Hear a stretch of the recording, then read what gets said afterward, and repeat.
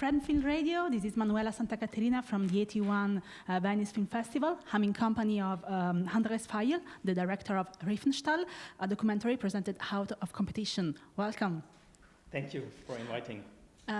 When I watched the documentary, I think I was watching some sort of detective story, and I would like to know if you think of yourself as a detective who try to resolve an enigma. Who is Leni Riefenstahl for you? Yeah, actually it was a research, and it was the necessity to go deeper about all the cliché, what we already know about a Nazi directress, Leni Riefenstahl, is much more, or was much more involved in the deeds of the regime. She was not only a witness of the first massacre, for example, she was even a catalyst. And to find out, sometimes there were little findings like a letter or a photo, a piece of a photo which proved something.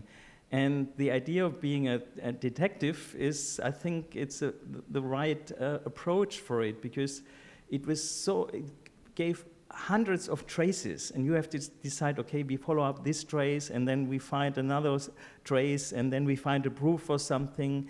So it was like a puzzle, and in the end we could create a very intimate, close portrait of a fascist artist.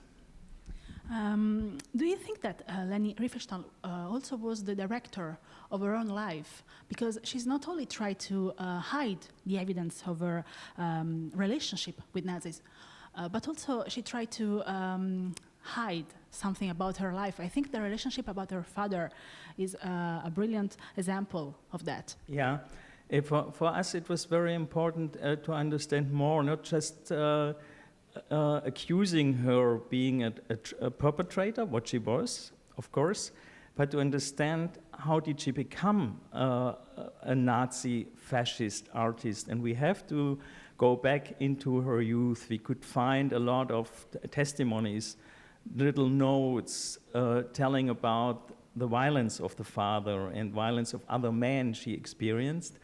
Of course, this is not an excuse for her guilt.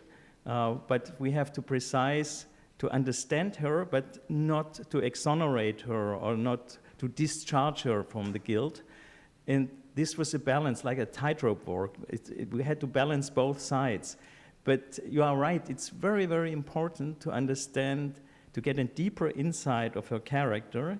And if somebody is humiliated by violence, by the experience of violence, by the father, by the parents, I think there's a connection with her. She always celebrated beauty.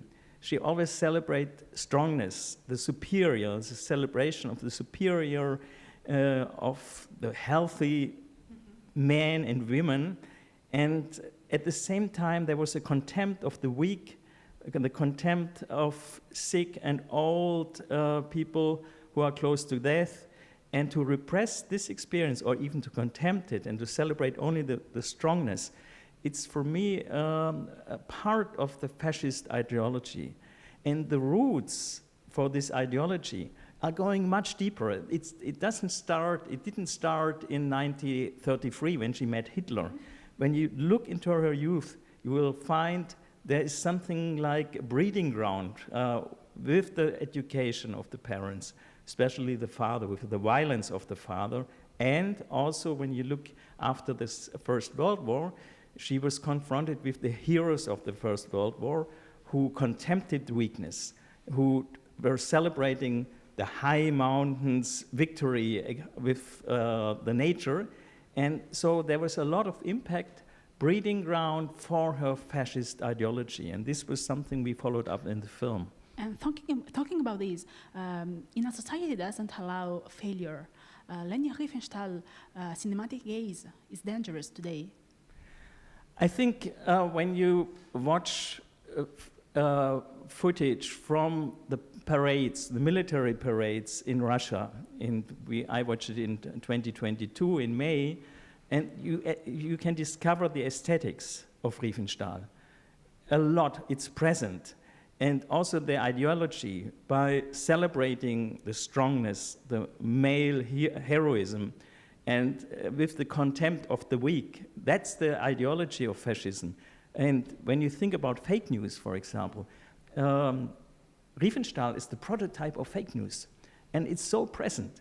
We have a lot of politicians, think of Trump and others, they just repeat lies, and the longer they repeat the lies, the legends, they really are convinced it's the truth, and many people believe it. And Riefenstahl, and that's something I was really so interested in, to show it in the film. It's like a magnifier. When you look at Riefenstahl, you will understand how fake news are produced and why there's a longing for fake news. People need them. People need lies, and that's horrifying. Thank you so much, Andres Veiel, the director of Riefenstahl, Manuela Santa Caterina from the 81 Venice Film Festival, and this is Fred, the Festival Insider.